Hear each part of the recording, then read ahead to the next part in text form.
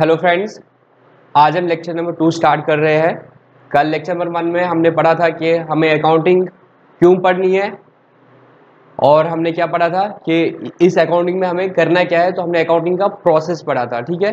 तो अगर हम बेसिकली रिकॉल करेंगे, कल हमने क्या पढ़ा था, हम इस नतीजे पे पहुंचे थे, ये जो अकाउंटिंग है ये क्या है, बिजनेस की लैंग्वेज है जो हमें बता देगा किसके बारे में, बिजनेस के बारे में। और एट द एंड ये हमें दो चीजें बता देगी। एक ये चीज कि इस बिजनेस की फाइनेंशियल परफॉर्मेंस क्या है, मतलब इसने कितना प्रॉफिट कमाया है या इसका कितना लॉस है। और दूसरा चीज क्या बताएगी, ये इसका एंड रिजल्ट क्या होगा, ये हमें बता देगी कि इसकी फाइनेंशियल परफॉर्मेंस क्या होगी और फाइनेंशियल पोजीशन क्या होगी। फाइनेंशियल परफॉर्मेंस कौन बताएगा हमें, प्रॉफिट एंड लॉस अकाउंट, ठीक है, जो हम बनाएंगे अकाउंटिंग में। लास्ट में जब हम प्रॉफिट लॉस पढ़ पाए तो उससे हमें पता चलेगा उसकी फाइनेंशियल परफॉर्मेंस क्या है। और जब हम बैलेंस शीट बनाएंगे वो हमें बता देगा इस बिजनेस की फाइनेंशियल पोजीशन क्या है, ठीक है। ये हमने बेसिकली अकाउंटिंग के बारे में पढ़ा था। ये यहां तक हमारा गोल रहेगा बैलेंस शीट बनाने तक। उसके बाद हमने पढ़ा कि ये जो हमारा अकाउंटिंग प्रोसेस होगा क्या रहेगा। सबसे पहले हम क्या करेंगे, एक ट्रांजेक्शन को क्या करेंगे,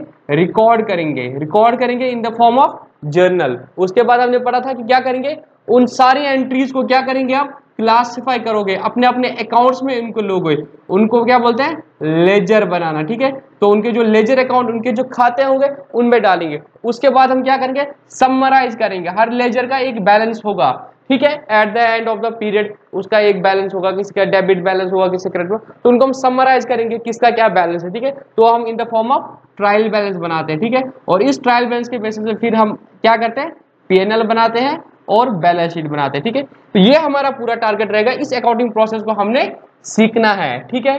बिफोर हम ये चीजें सीखें तो कुछ चीजें हैं इस लैंग्वेज की जो हमें पता होनी चाहिए। जैसे अगर हम इंग्लिश सीखेंगे तो हम पहले अल्फाबेट सीखेंगे, उसके बाद वर्ड्स बनाना सीखेंगे, ठीक है। जब हमें वर्ड्स आएंगे फिर हम ग्रामर पढ़ेंगे और तब जाके हमें इंग्लिश लैंग्वेज आ जाएगी, ठीक है। इसी तरह से अकाउंट्स में कुछ बेसिक टर्म्स है जिनको हम समझेंगे। वंस हम उन टर्म्स से अवेयर हो जाएंगे, तो वो वर्ड से अवेयर हो जाएंगे, फिर हम अकाउंटिंग के रूल्स पढ़ेंगे, अकाउंटिंग का ग्रामर पढ़ेंगे और तब जाके हम इस अकाउंटिंग लैंग्वेज को समझ सकते हैं। तो विदाउट वेस्टिंग टाइम हम आज क्या आएंगे सीधे कि कुछ टर्म्स है जो इसमें हमें बहुत बार आएगी अकाउंटिंग में, तो उनको हम समझने की कोशिश करेंगे, ठीक है। तो आज हम पढ़ेंगे basic terms which are used in accounting, ठीक है। तो एक्चुअली हम क्या कर रहे हैं, इस लैंग्वेज की जो वोकैबुलरी है, अकाउंटिंग लैंग्वेज की वोकैबुलरी है, उसको हम बढ़ा रहे हैं, उसको हम समझ रहे हैं, ठीक है। जितनी हमारी वोकैबुलरी अच्छी होगी उतनी हमें उस लैंग्वेज पे कमांड आएगी, ठीक है। सबसे पहला वर्ड जो सीखेंगे हम, जो टर्म यूज की जाती है अकाउंटिंग में, वो एंटिटी है, ठीक है। एंटिटी, जिसको हम क्या बोलते हैं, अकाउंटिंग एंटिटी भी बोलते हैं। मतलब वो बिजनेस जिसकी तुम अकाउंटिंग करते हो, जिसकी तुम अकाउंटिंग करते हो। कल का एग्जांपल लेंगे, कल के एग्जांपल में क्या था, मेरा क्या था, शोरूम था, रेडीमेड गारमेंट्स का मेरा बिजनेस था। वो जो मेरा बिजनेस है रेडीमेड गारमेंट का, that is my entity, that is my entity. तो हम हिसाब किसका रखेंगे, इस बिजनेस का रखेंगे, इस बिजनेस का, रेडीमेड गारमेंट का जो बिजनेस है, मेरा हिसाब नहीं रखेंगे हम, किसका हिसाब रखेंगे, एंटिटी का हिसाब रखेंगे। हमने पढ़ा था एक कंसेप्ट भी, बिजनेस एंटिटी कंसेप्ट। वो क्या बोलता है बिजनेस एंटिटी कंसेप्ट, कि लतीफ जो ओनर है इस बिजनेस का अलग है और ये बिजनेस अलग है। जब मैं अकाउंटेंट को रखा हूं, अकाउंटेंट को मेरी अकाउंटिंग नहीं करनी है, उसको बिजनेस की अकाउंटिंग करनी है, ठीक है। एंटिटी समझ आया, एंटिटी क्या है, बिजनेस, ठीक है। वो बिजनेस जिसकी हम अकाउंटिंग करेंगे उसको हम अकाउंटिंग एंटिटी भी बोलते हैं, ठीक है, या बिजनेस एंटिटी बोलते हैं, ठीक है। उसके बाद हमने क्या पढ़ा था कल, मैंने आपको क्या बोला था कि आप ऑब्जर्व करना, यहां पे आप ऑब्जर्व करना क्या, वहां पे जो भी चीजें हो जाएगी, जो भी इवेंट्स हो जाएंगे, ठीक है। तो इवेंट्स क्या होते हैं, हैपनिंग्स, जो भी बिजनेस में हैपनिंग हो जाएंगे उनको हम बोलते हैं इवेंट, ठीक है। उसके बाद करेंगे वो इवेंट्स जो रिजल्ट करेंगे ट्रांजैक्शन में, किसकी, बिजनेस ट्रांजैक्शन में, उन्हीं को हम रिकॉर्ड करते हैं बिजनेस ट्रांजैक्शन। अब यहां पे समझ लो इवेंट और ट्रांजैक्शन में क्या फर्क है। कोई भी घटना जो बिजनेस में हो जाए उसको हम इवेंट बोलते हैं। वो इवेंट अगर वो मॉनेटरी टर्म्स में रिकॉर्ड की जाए, अगर वो मॉनेटरी टर्म में रिकॉर्ड की जाए तो उसको हम क्या बोलते हैं, ट्रांजैक्शन बोलते हैं, ठीक है।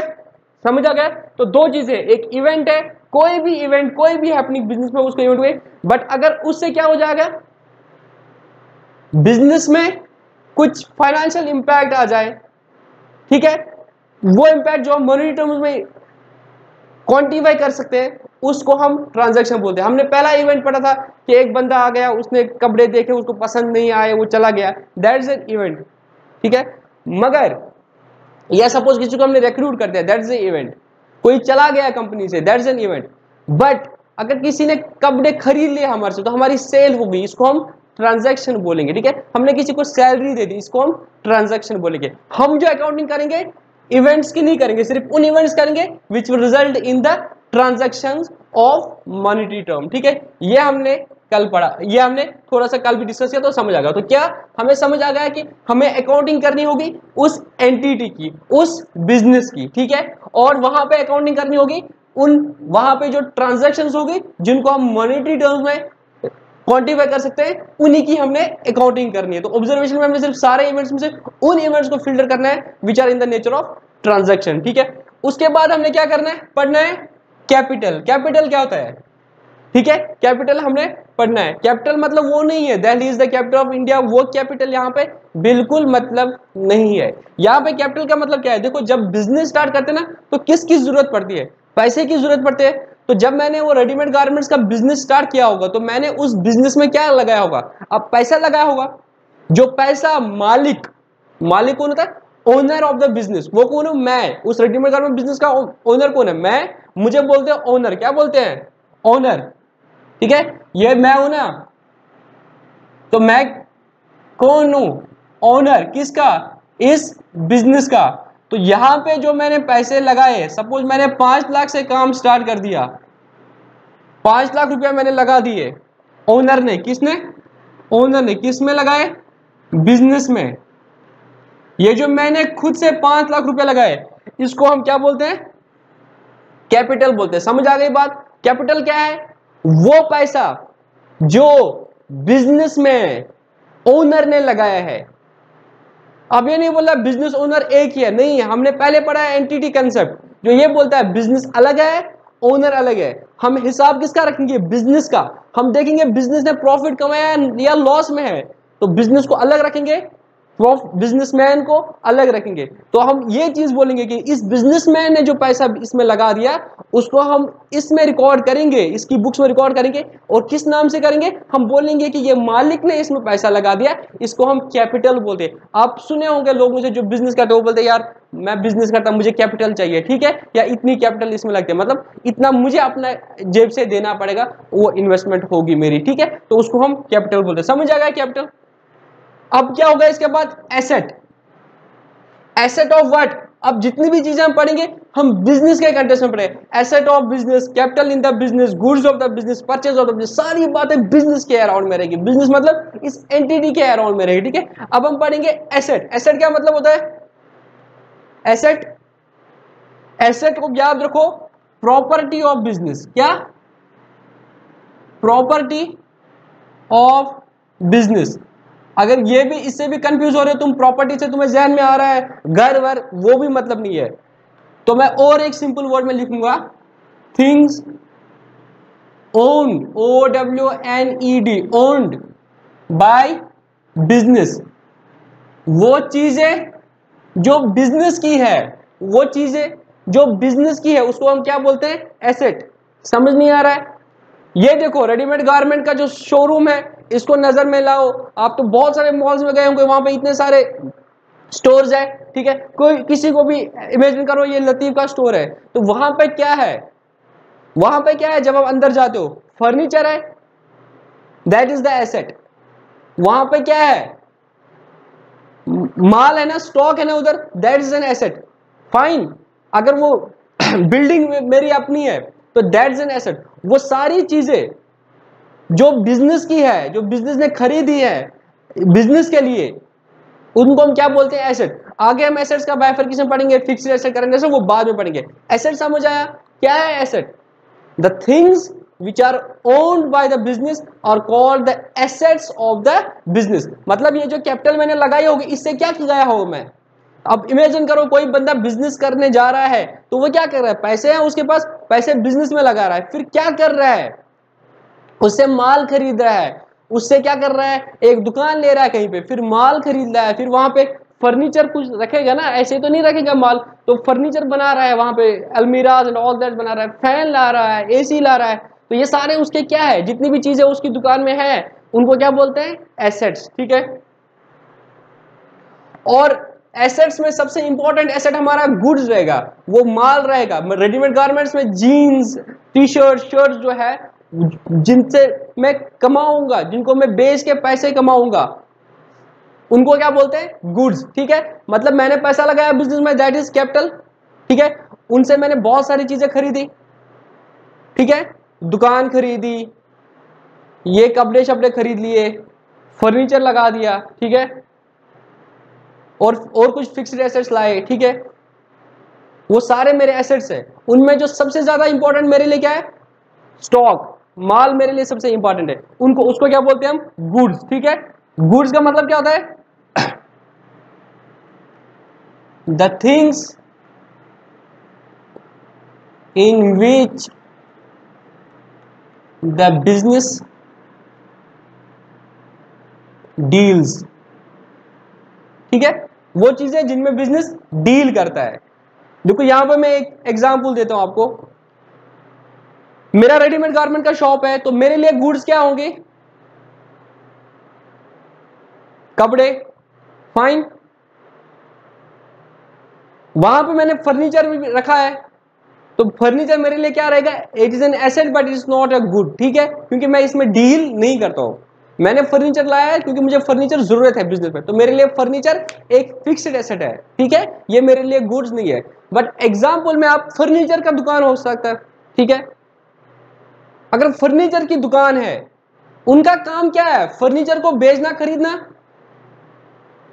तो उनके लिए फर्नीचर गुड्स रहेगा, उनके लिए फर्नीचर गुड्स रहेगा, अदर देन द फर्नीचर जो उनके अपने बिजनेस के काम में आ रहा है, जिसको जो सेल परचेज कर रहे हैं वो उनका गुड्स माना जाएगा।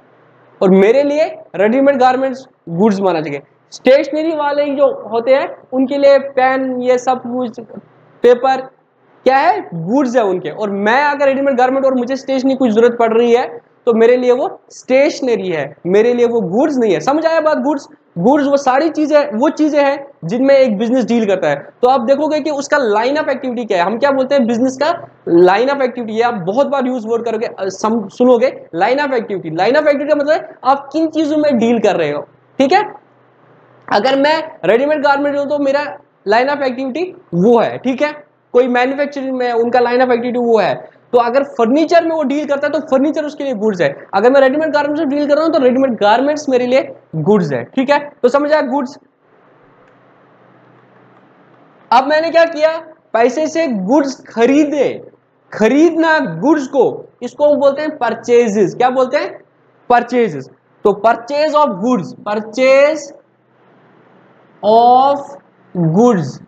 ठीक है, वो चीजें जिनमें मैं डील करता हूं, जब मैं उनको खरीदता हूं, खरीदने को परचेज बोलते हैं ना।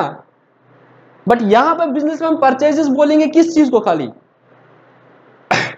Purchase of goods. तो परचेजेस एस लग रहा है इसके साथ, खाली परचेज नहीं, परचेज कुछ भी होता है, परचेजेस हम यूज करेंगे। ठीक है, मतलब परचेज ऑफ गुड्स। ठीक है, इसका अपोजिट क्या हो सकता है,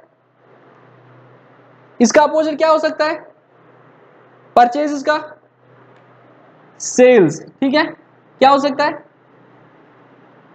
सेल्स। फाइन, सेल्स का मतलब क्या होता है, अब इस गुड्स को मैं क्या करूंगा, बेचूंगा कस्टमर्स को, तो उसको क्या बोलेंगे, सेल ऑफ गुड्स। ठीक है, रिकॉल करेंगे, एंटिटी बिजनेस को बोलते हैं। ठीक है, उस एंटिटी को, उस अकाउंट, इसको अकाउंटिंग एंटिटी बोलते हैं जिसका हम हिसाब रखते हैं। ठीक है, ट्रांजैक्शन, बिजनेस के वो इवेंट्स जो फाइनेंशियल नेचर के होंगे जिससे बिजनेस के अकाउंट्स इफेक्ट होते हैं। ठीक है, कैपिटल, वो पैसा जो मालिक ने बिजनेस में लगाया उसको कैपिटल बोलते हैं। एसेट, वो चीजें जो बिजनेस की है, जिसमें स्टॉक आता है, इसका फर्नीचर आता है, इवन इसके डेटर्स, आगे बता दो, वो सारे एसेट्स है। गुड्स, वो चीजें जिनमें बिजनेस डील करता है उनको हम गुड्स बोलते हैं। परचेजेस, जब इन गुड्स को खरीदते हैं तो उसको परचेज बोलते हैं, जब इन गुड्स को बेचते हैं उनको सेल्स बोलते हैं। ठीक है, एक मिनट रहना, मैं इसको रब कर लेता हूं।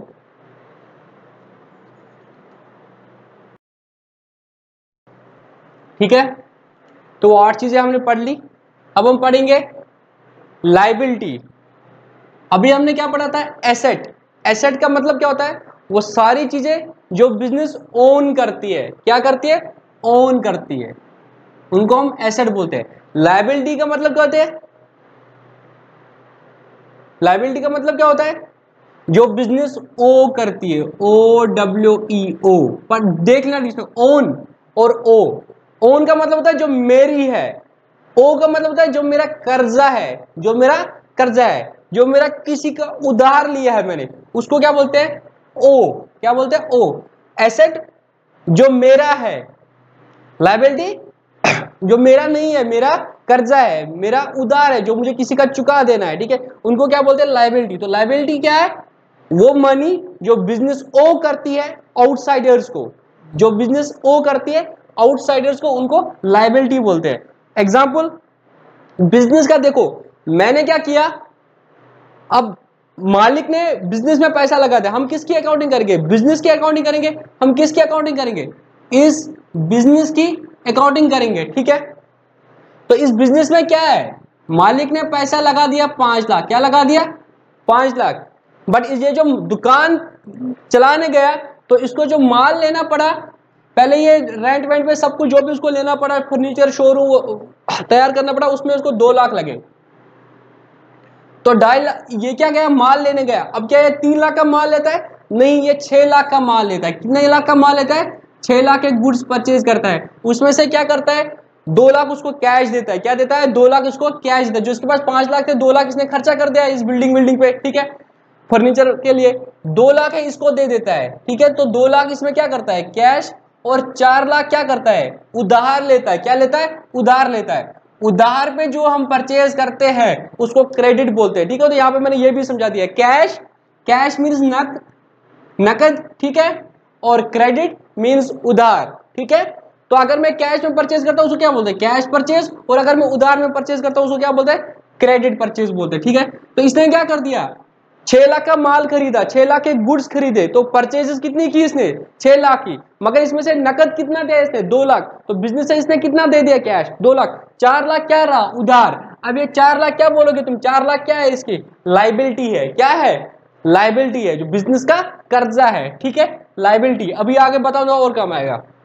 समझ आई बात, जो बिजनेस का उधार है। इसी तरह से हमने क्या था, बैंक से लोन लेंगे। ठीक है, सारा पैसा खुद से नहीं लगाते, बैंक से भी लोन लेते हैं, वो भी हमारी क्या है, लायबिलिटी है। ठीक है, या किसी और से लोन ले लिया, रिश्तेदार से लोन ले लिया बिजनेस के कंटेक्स्ट में, तो बिजनेस के लिए वो क्या है, लायबिलिटी टुवर्ड्स दैट पर्सन। ठीक है, उसके बाद क्या है, ड्राइंग। अभी तक हमने ये देखो अकाउंटिंग टर्म्स को कैसे तुम याद रखोगे, एक तो है कि with the passage of time में तुम्हें आराम से याद हो जाएंगे। अभी लोड नहीं लेना अपने ऊपर। ठीक है, ये आराम से तुम्हें याद हो जाएगा, तुम सिर्फ देख लो इनको। ठीक है, जितनी बार तुम अकाउंटिंग करोगे उतनी बार तुम्हें इसमें परफेक्शन आ गई। ठीक है, तो वोकैबुलरी जब इंग्लिश की भी होता है क्या होता है, वर्ड्स को बार बार पढ़ते हो, बार बार उनको यूज करते हो, तभी वो क्या होता है, आसान होता है तुम्हारे लिए। ठीक है, तो वही इनके साथ भी होगा, घबराना नहीं। आज इतने सारे कंसेप्ट पढ़ेंगे तो बोलेंगे नहीं मुझे याद नहीं रहा, नहीं, 2-3 बार करेंगे तो खुद ही याद रहेगा। फिर अभी काम भी आएगा, जब जर्नल एंट्री करेंगे तब बहुत बार वर्ड्स यूज में आ जाएंगे, तो घबराना नहीं अगर आपको सारे याद नहीं रहे। बट आसानी के लिए मैं बोलता हूं, लायबिलिटी को तुम किसके साथ पढ़ लेना, एसेट के साथ पढ़ लेना। एसेट मीन्स वो सारी चीजें जो हमारी अपनी है, बिजनेस में है, अपनी मतलब जो बिजनेस की है। और लायबिलिटी मीन्स जो बिजनेस का कर्जा है। ठीक है, इसी तरह से तुमने क्या पढ़ा था, कैपिटल। कैपिटल क्या था, जो इस मालिक ने, जो ओनर ने बिजनेस में पैसा लगा दिया उसको क्या बोलते हैं, कैपिटल बोलते हैं। अगर वो बिजनेस से कुछ पैसा वापस निकालेगा, अब उसने बिजनेस स्टार्ट किया, अब वो बिजनेस, ठीक है ना, बिजनेस स्टार्ट करा तो उसमें पैसे लगा दिया। कभी कल मैंने बोला था मेरा भाई आया, मैंने उसको 10,000 दे दिए बिजनेस में से, अगर मैंने उसको अपने जेब से दे दिए, जो बिजनेस के पैसा नहीं था, अपने जेब से दिए, दैट्स फाइन।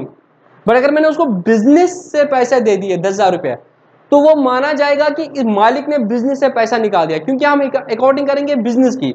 बिजनेस की यहाँ पे ट्रांजेक्शन हो जाए, क्योंकि बिजनेस का कैश निकल रहा है, किसके पास जा रहा है? मालिक के पास जा रहा है। तो मालिक जो पैसा बिजनेस से वापस निकालेगा, जो पैसा इन्वेस्ट करेगा बिजनेस में, हम बिजनेस की रिकॉर्डिंग अकाउंटिंग करते हैं तो हम बोलेंगे कैपिटल उस चीज को। मगर अगर वहां से वो पैसा निकाल देगा उसको हम क्या बोलते हैं? ड्रॉइंग। क्या बोलते हैं? Drawing. Money withdrawn bye owner, owner जो पैसा निकालेगा उसको क्या बोलेंगे? ड्रॉइंग। सपोज यहां से ये 20,000 रुपया वापस निकालेगा, मैंने कल बोला था L will be lakh and के विल बी 1000, 20,000 इसने वापस निकाले, इसको हम क्या बोलेंगे? ड्रॉइंग बोलेंगे। ठीक है, अब देखो एक्सपेंस। ठीक है, एक्सपेंस का मतलब क्या होता है? ठीक है, दो चीजें हैं, एक एक्सपेंस है और दूसरा एक्सपेंडिचर है। क्या है? एक एक्सपेंस है, दूसरा एक्सपेंडिचर है।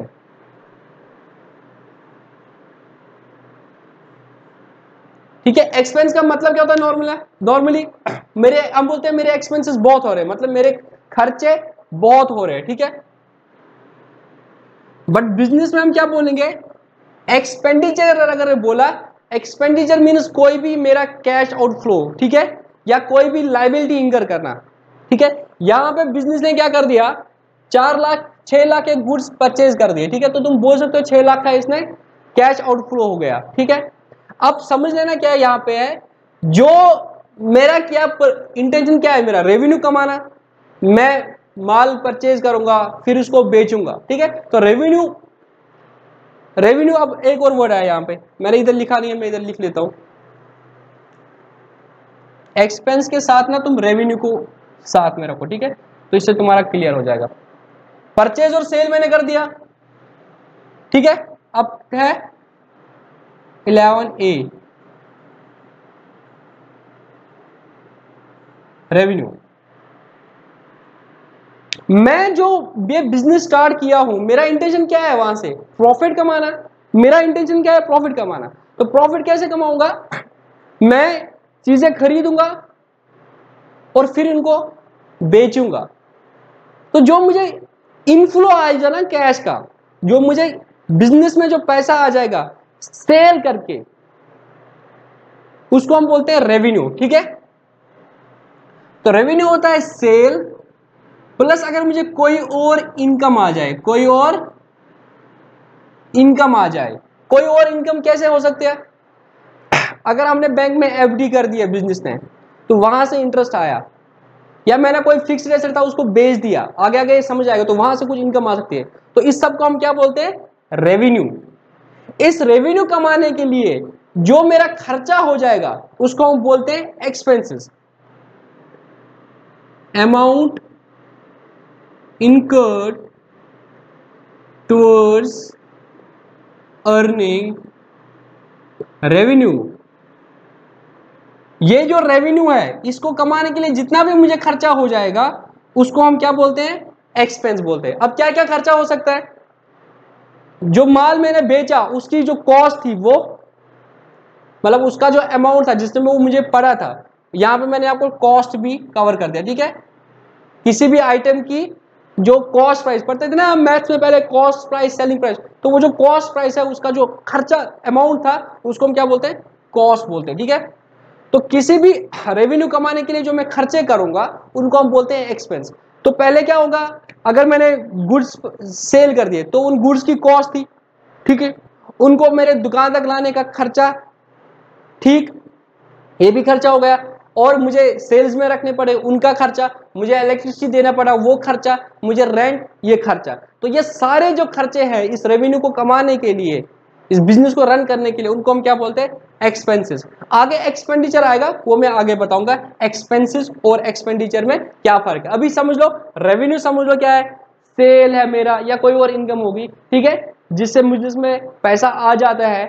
ठीक है, जो मेरा मेन धंधा है परचेज और सेल का, तो सेल जो है उसको मैं रेवेन्यू बोलता हूं, और उसके लिए जो खर्चे हो जाते हैं मेरे उन गुड्स को, गुड्स की कॉस्ट, जिनको हम कॉस्ट ऑफ गुड्स सोल्ड बोलते हैं, या फिर बाकी खर्चे रेंट, इलेक्ट्रिसिटी, सैलरी वैलरी सारा कुछ, उन सबको हम एक्सपेंसेस बोलते हैं। ठीक है, डेटर क्या मतलब क्या है? देखो ये DEBT, इसको डेबिटर नहीं पढ़ना, डेबिटर नहीं पढ़ना, क्या है डेटर, डेटर डेटर डेटर, इसको दिमाग में डाल दो इस चीज को, it is debtor not debtor, ठीक है।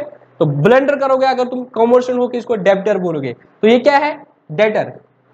एक और चीज है क्रेडिटर, पहले मैं क्रेडिटर समझाऊंगा क्योंकि मैंने इधर लिखा है, जब मैं माल परचेज करने गया मैं 2 लाख रुपया लेके नहीं गया, क्योंकि 2 लाख ऑलरेडी खर्चा हो गया मेरा और 1 लाख मुझे कैश रखना है अभी रिजर्व, कहीं भी कंटिजेंसी आ सकती है। तो मैंने क्या किया, 6 लाख का माल खरीदा और उस दुकानदार को जिससे मैंने परचेज कर दिया उसको सिर्फ 2 लाख रुपए दे दिए। कितना दे दिया, 2 लाख। अब उसके मेरे कितने पैसे हैं जो मुझे उसको देने हैं, 4 लाख।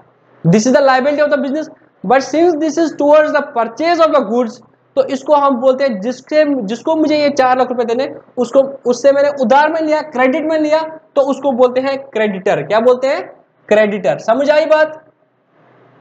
क्रेडिटर कौन है, वो बंदा जिससे हमने क्या गुड्स परचेज कर दी है ऑन क्रेडिट। तो क्रेडिटर इज अ पर्सन और persons from whom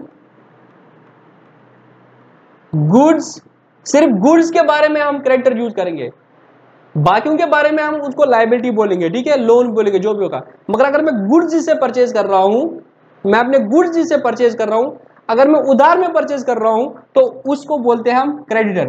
from whom goods और परचेज्ड ऑन क्रेडिट, उसको हम क्रेडिटर बोलते हैं। अब इसी तरीके से डेटर है। अब आगे क्या हो सकता है, मैं ये गुड सपोज सारे के सारे बेच देता हूं, ठीक है, नहीं सारे नहीं बेचता हूं, सपोज मैं अपना प्रॉफिट ऐड करता हूं, मेरा 20% प्रॉफिट है, तो 7 लाख 20% का सेलिंग प्राइस, और मैंने क्या हुआ 5 लाख के गुड्स मैंने सेल कर दी। कितनी, 5 लाख की सेल मैंने कर दी। इसमें से मैंने 3.5 लाख जो है मैंने कैश में कर दिया और 1.5 लाख मैंने क्रेडिट में कर दिया। वो था कैश परचेज और क्रेडिट परचेज, ठीक है, क्योंकि मैं परचेज कर रहा हूं ना, बिजनेस परचेज कर रहा है। और यहां पे cash cell, credit sale, cash cell, ठीक है। क्रेडिट सेल क्या होगा, मैंने किसी को उधार दिया, उधार में बेचा उसको, उसने मुझे पैसे नहीं दिए, उसने बोला मैं बाद में पैसे दूंगा, तो वो मेरा हो जाएगा डेटर, वो हो जाएगा debtor. A person or persons to whom, यहां पे क्या था from whom, यहां आएगा to whom goods, और क्रेडिटर में क्या था परचेज, यहां पे क्या होगा सोल्ड ऑन क्रेडिट। समझ आया। क्रेडिटर मतलब जिससे हमने क्रेडिट में गुड्स परचेज किए हों, फाइन। और डेटर पर्सन जिसको हमने गुड्स क्रेडिट में सेल किए हों, तो डेटर जिसको सेल किया क्रेडिट पे, क्रेडिटर जिससे परचेज किया क्रेडिट में, ठीक है। अब आया कैश इन हैंड। हम बात कर रहे हैं बिजनेस की, ना कि बिजनेसमैन की। तो बिजनेस में जितना पैसा होगा, बिजनेस का जो कैश काउंटर होगा उसमें जितना पैसा पड़ा होगा, फिजिकल कैश पड़ा होगा, उसको कैश इन हैंड बोलते हैं। कैश एट बैंक, सपोज उस बिजनेस का हमने बैंक अकाउंट खोल दिया, ठीक है, तो कि कैश में रिस्क रहता है तो हमने बैंक अकाउंट खोल दिया, तो ये पैसे हमने बैंक में डिपॉजिट कर दिए। तो 1 लाख रुपए जो मेरा बचा था, मैंने 20,000 बिजनेस में रखा और 80,000 बैंक अकाउंट में डाल दिया, तो कैश इन हैंड मेरा क्या रहेगा 20,000 रुपया, और कैश एट बैंक मेरा क्या रहेगा 80,000 रुपीज। समझ आई बात। इसके बाद हम पहले बैड डेट करेंगे, ठीक है। बैड का मतलब बुरा, डेट, डेट को कर्जा भी बोलते हैं। यहां पे डेट को लिंक कर लो तुम डेटर के साथ, मतलब बैड डेटर रीड करो उसको, बैड डेट, बुरा कर्जा। मतलब हमने किसी को, आजकल तो बहुत बार ये वर्ड यूज करना पड़ता है जिस तरह से दानियों का जमाना चल रहा है, बैड डेट मतलब मैंने किसी को क्रेडिट पे गुड्स सेल किए थे और वो बंदा मुझे वो पैसे नहीं लौटाया, उसने मुझे पैसे खा लिए, तो उसको हम बोलते हैं बैड डेट। क्या बोलते हैं? Bad debt. तो हमें आगे इनकी अकाउंटिंग करनी है, वो अलग बात है। तो अभी समझ लो बैड डेट का मतलब होता है हमने किसी को उधार दे दिया और वो पैसे वापस नहीं देता है, तो उसको हम बोलते हैं जो पैसे हमें वापस नहीं मिल रहे हैं अपने डेटर से, उनको हम बैड डेट बोलते हैं, जो हमारे लिए एक नुकसान होता है। ठीक है। कॉस्ट मैंने बोल दिया किसी भी चीज का जो प्राइस होता है उसको हम कॉस्ट बोलते हैं। ठीक है। Purchase return, cell return. Return का मतलब क्या होता है? वापस करना। परचेज रिटर्न का मतलब क्या होता है? परचेज का मतलब क्या होता है? हम गुड्स को परचेज करते हैं। ये मैंने 6 लाख के गुड्स परचेज कर दिए, अगर मैंने इनमें से कुछ गुड्स वापस बेच दिए जिससे मैंने परचेज कर दिया था, तो उस अमाउंट को परचेज रिटर्न बोलते हैं। सपोज मैंने 50,000 के गुड्स वापस कर दिए, मुझे उनकी जरूरत नहीं थी या उनमें कुछ डिफेक्ट था, तो उनको क्या बोलते हैं? Purchase return. ठीक है। तो जिससे मैंने परचेज कर दिया था उसको मैंने वापस जो माल कर दिया उसको हम परचेज रिटर्न बोलते हैं। अगर मैं किसी को वापस करूंगा गुड्स, हो सकता है जिसको मैंने बेचे हैं वो भी मुझे वापस करेगा गुड्स, उसको क्या बोलते हैं हम? Sales return. सपोज मैंने 5 लाख की सेल्स कर दी, इसमें से 30,000 का माल मुझे वापस आ गया, अपने कस्टमर से बोला इसमें डिफेक्ट है या ये हुआ, अल्टीमेटली वापस कर दिया, तो उसको हम क्या बोलते हैं? Sales return. ठीक है। तो 20 टर्म्स अभी हमने पढ़ ली। पहली स्लाइड में 7 टर्म्स थी और इसमें हमने पढ़ा लायबिलिटी क्या होते हैं, वो सारी पैसे जो बिजनेस के उधार होते हैं टुवर्ड्स आउटसाइडर्स। उसके बाद हमने ड्राइंग पढ़ा, जो पैसा ओनर निकालता है बिजनेस से अपने घर के लिए, उसको हम ड्राइंग बोलते हैं। एक्सपेंसेस वो सारे खर्चे जो बिजनेस करती है towards earning the revenue. Revenue मतलब सेल और बाकी इनकम जो बिजनेस की आती है। उसके बाद हमने डेटर पढ़ा, वो बंदा जिसको हमने गुड्स बेचे हैं उधार पे। क्रेडिटर वो बंदा जिससे हमने गुड्स खरीदे उधार पे। कैश इन हैंड वो पैसा जो हमारे बिजनेस में पड़ा हुआ है in the cash counter. Cash at bank वो पैसा बिजनेस का जो बिजनेस के बैंक अकाउंट में पड़ा है। बैड डेट्स वो अमाउंट जो अभी वापस नहीं आ रहा है क्योंकि वो जो डेटर है वो पैसे वापस नहीं दे रहा है, उसको हम बैड डेट बोलते हैं। कॉस्ट मतलब the cost of the item. Purchase return मतलब हमने परचेज वापस कर दी है। सेल मतलब जिसको हमने सेल कर दिया था उसने वो गुड्स वापस कर दिया, उसको हम सेल रिटर्न बोलते हैं। अब डिस्काउंट। ठीक है। Discount is widely use term, चाहे कॉमर्स वाला या नहीं हुआ। जब भी हम देखते हैं अभी इतने सेल्स आते हैं तो वहाँ पे 10%, 20%, 30% डिस्काउंट ही आता है। हम भी किसी जगह परचेज करने जाते हैं, कुछ चीजें परचेज करने जाते हैं, तो वहाँ पे भी उसको बोलते हैं भाई कितना डिस्काउंट दोगे। ठीक है। तो डिस्काउंट का मतलब क्या होता है? जो उसका MRP होता है, जो उसका मतलब प्राइस होता है, उससे कम पे चीजों को देना, उसको डिस्काउंट बोलते हैं। ठीक है। डिस्काउंट का मतलब क्या होता है? जो प्राइस होता है उससे कुछ कम पैसे लेना, उसको हम क्या बोलते हैं? डिस्काउंट देना। 10%, 20%, 30%। अगर 100 की चीज है, अगर 30% डिस्काउंट है, मतलब आपको कितना देना है? 70 देना है। तो डिस्काउंट समझ आया, ये तो बताए। अब डिस्काउंट 2 तरह का हो सकता है, एक को बोलते हैं हम ट्रेड डिस्काउंट, दूसरे को बोलते हैं हम कैश डिस्काउंट। ठीक है। तो ये थोड़ा सा रब कर लेता हूं, ट्रेड डिस्काउंट और कैश डिस्काउंट। ठीक है।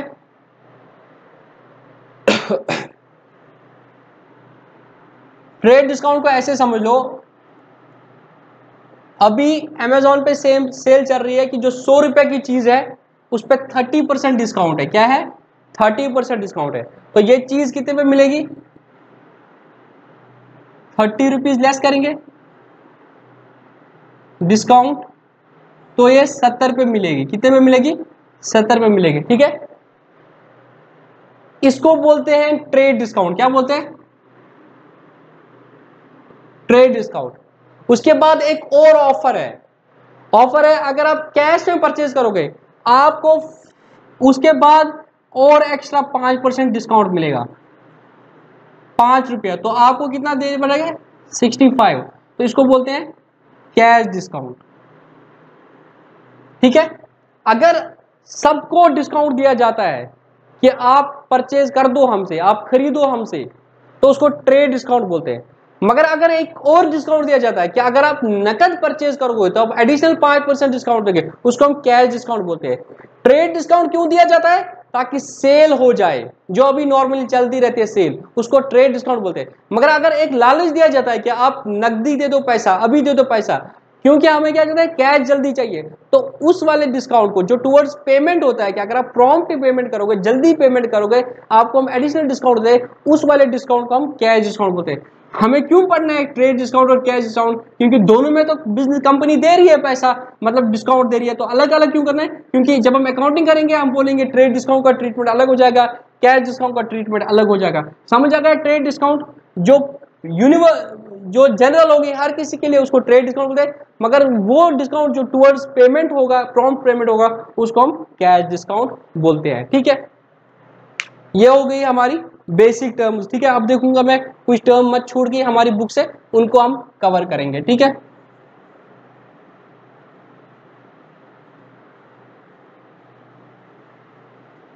घबराना नहीं कि तेज तेज पढ़ा दिया। अभी हम क्या करेंगे, जब हम अकाउंटिंग करेंगे, आप क्या करोगे, इनको घर में एक दो बार पढ़ोगे, फिर जब हम जर्नल एंट्री स्टार्ट करेंगे तो वहां ये चीजें ना 10-15 बार आएंगी, तो करते करते एग्जाम्पल्स के साथ खुद ही याद रहेगा। बिल्कुल घबराने की बात नहीं है। ठीक है, टेंशन मत ले लोगे यार इतनी चीजें याद कहाँ से रहेगी, खुद से याद रहेंगी, फिर लगेगा ये तो कुछ भी नहीं था, इतना ही होता है अकाउंटिंग तो क्या होता है। ठीक है, तो बिल्कुल घबराना नहीं। ठीक है, अब मैं देख लेता हूँ बुक से हमने कुछ छोड़ा तो नहीं।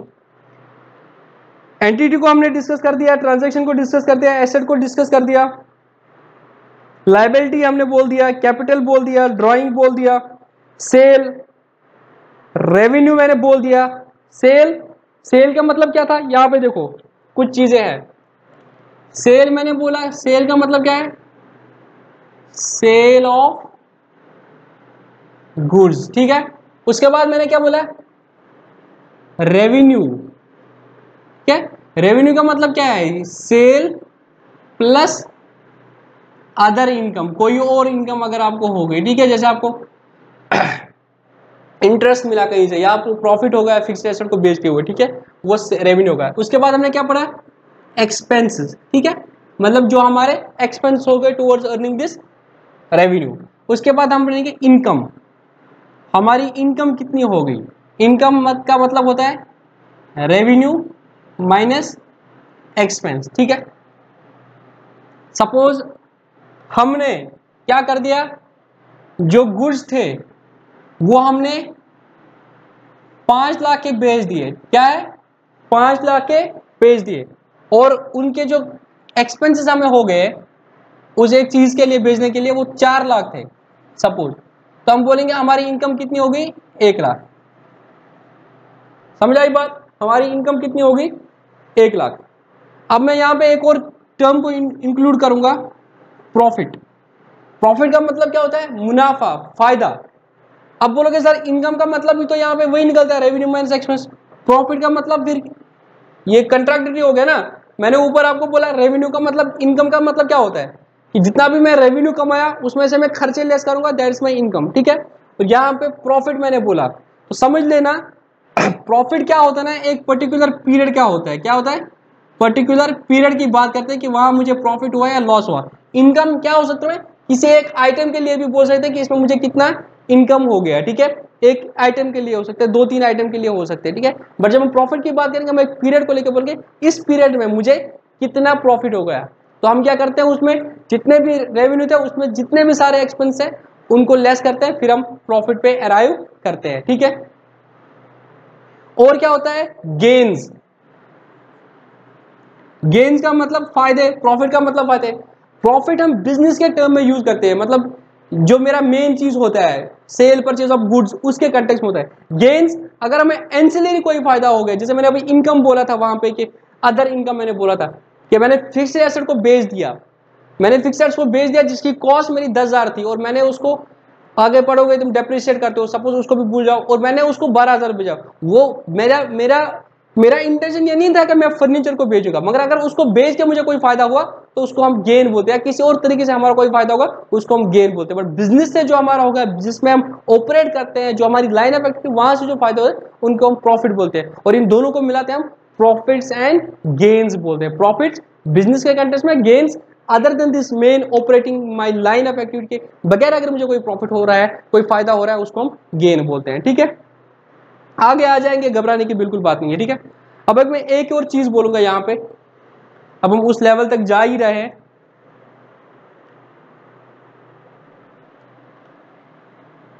देखो अभी तुम पढ़ोगे, मैंने तुम्हें डेटर और क्रेडिटर तो बोल दिया, ठीक है। आगे तुम ये भी पढ़ोगे अपनी बुक्स में, अगर तुम कोई और बुक भी कंसल्ट कर रहे हो, ट्रेड रिसीवेबल,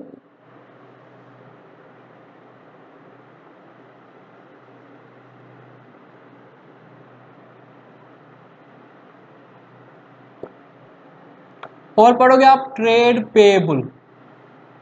रिसीवेबल मुझे रिसीव करना है, payable which has to be paid, ठीक है। ट्रेड के कंटेक्स्ट में, ट्रेड का मतलब होता है तिजारत, मतलब business, my operations, my line of activity के कंटेक्स्ट में जो जो मुझे पे कर रिसीव करना है उसको ट्रेड रिसीव होता है। इस ट्रेड के कंटेक्स्ट में जो मुझे पे करना है वो ट्रेड पेएबल होता है। इसमें दो चीजें होती है ट्रेड रिसीवेबल में, ठीक है। समझ आई बात?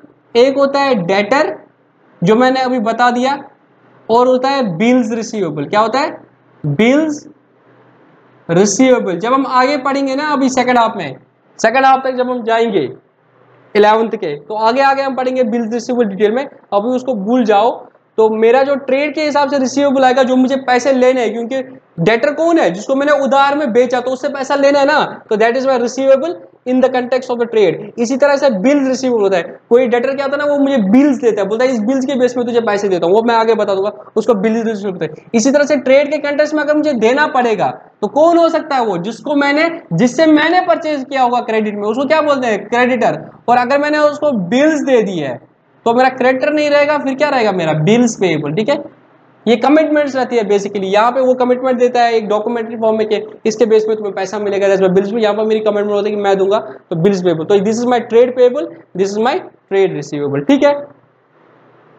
ये हो गया, डिस्काउंट मैंने कर दिया। अब मैं पढ़ूंगा एंट्री। एंट्री का मतलब क्या होता है? ये भी हम बहुत जगह यूज करेंगे तो पता होगा। एंट्री का मतलब क्या होता है? रिकॉर्डिंग करना है, एग्जैक्टली। जो हम रिकॉर्डिंग करते हैं ना जर्नल की, उसको बोलते हैं एंट्री करना। डू द, अभी आप पढ़ोगे आगे अकाउंटिंग प्रोसेस में, do the journal entries. Entry मतलब क्या होता है? एंट्री करना बोलते हैं ना, उसने एंट्री कर दी स्टेज पे, वो आ गया तो हम एंट्री करेंगे बुक्स में, हम रिकॉर्डिंग करेंगे बुक्स में, ठीक है। बैड डेट मैंने बोल दिया, वो पैसे जो आने वाले नहीं है, ठीक है, डेटर से। अब हम पढ़ेंगे सॉल्वेंट और इंसॉल्वेंट। इंसॉल्वेंट का मतलब होता है बैंकरप्ट। क्या मतलब होता है? बैंकरप्ट। और सॉल्वेंट का मतलब होता है whose financial position is good. अब देखो ये किस कंटेक्स्ट में होते हैं। एक बिजनेस है, वो सब कुछ सही कर रही है, सब कुछ सही चल रहा है उसमें, तो हम बोलेंगे ये सॉल्वेंट बिजनेस है, ठीक है। और एक बिजनेस है जिसकी फाइनेंशियल पोजीशन खराब है और उसके पास इतने पैसे ही नहीं बचे अब कि वो अपने क्रेडिटर्स को दे दे, उसको बोलते हैं इंसॉल्वेंट, ठीक है। तो कंपनी जब पहले तो सारी ठीक होती है, बट किसी कंपनी की हालत जब खराब होती है, फिर वो क्या बोलती है?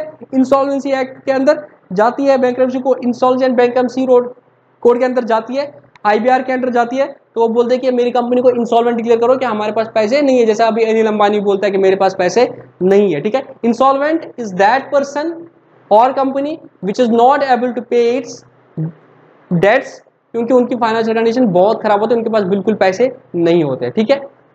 उसको हम बैंकरप्ट भी बोलते हैं। और सॉल्वेंट वो है जिसकी फाइनेंशियल पोजीशन ठीक है। इस पे आगे पढ़ेंगे, आगे अकाउंटिंग थोड़ी करनी होती है। तो ये कुछ बेसिक चीज है। अब आप बुक पे आ जाओ, जो बुक मैंने आपको बोला है एनसीईआरटी की, उस पे आ जाओ आप, और पेज नंबर 14 पे आ जाओ, जहां पे बेसिक टर्म्स इन अकाउंटिंग लिखा है। तो हम देखेंगे कुछ मत हमें छूट गया, ठीक है, वहां पे आ जाओ। एंटिटी हमने बोल दिया, एंटिटी का मतलब वो अकाउंटिंग एंटिटी जिसकी हम अकाउंटिंग करेंगे। उसको ख्याल रखना, हमने बिजनेस एंटिटी कंसेप्ट को साथ में रखे कि बिजनेस अलग है और बिजनेसमैन अलग है। हम अकाउंटिंग बिजनेस की करेंगे, हम अकाउंटिंग बिजनेसमैन की नहीं करेंगे। अभी ये थोड़ा समझ नहीं आ रहा होगा, जब हम अकाउंटिंग करेंगे जनरल एंट्री तब मैं आपको दिखाऊंगा कि उसके पैसे को मैं कैपिटल मानूंगा और उसको बुक्स में कैसे अलग दिखाऊंगा, उसको कैसे अलग करूंगा, तो मैं वहां पे समझा दूंगा। ट्रांजैक्शन मैंने बोल दिया, एसेट के बारे में हमने बात कर दी। अभी एसेट्स का आगे है फिक्स्ड एसेट्स। एसेट्स में आप आ जाओ आप, ठीक है। एसेट्स दो तरह के हो सकते हैं, फिक्स्ड एसेट हो सकता है, करंट एसेट है। इनको हम थोड़ा बाद में कर लेते हैं, ठीक है। तो पहले आगे आ जाओ, liabilities. Liabilities are the obligations और debts that enterprise has to pay at some time in the future. ठीक है, मैंने जिससे उधार में ले लिया तो वो मेरा क्रेडिटर, तो वो मेरी लाइबिलिटी है, लोन है वो मेरा लाइबिलिटी है। ठीक है, इनको भी मैं आगे डिटेल में कराऊंगा। कैपिटल वो पैसा जो ओनर ने लगा दिया। सेल्स जो बिजनेस ने रेवेन्यू, सेल्स और रेवेन्यू में देख लेना। सेल्स का मतलब क्या है, सेल ऑफ गुड्स। और रेवेन्यू, रेवेन्यू का मतलब क्या है, सेलिंग ऑफ गुड्स, वहां से जो आ जाएगा, प्लस आपको कोई कमीशन मिल गया, इंटरेस्ट, डिविडेंड, रॉयल्टी, ये सब आपकी रेवेन्यू फॉर्म करते हैं। ठीक है, एक्सपेंस का मतलब क्या होता है, वो खर्चे जो आपको इनकर हो गए टुवर्ड्स अर्निंग द रेवेन्यू।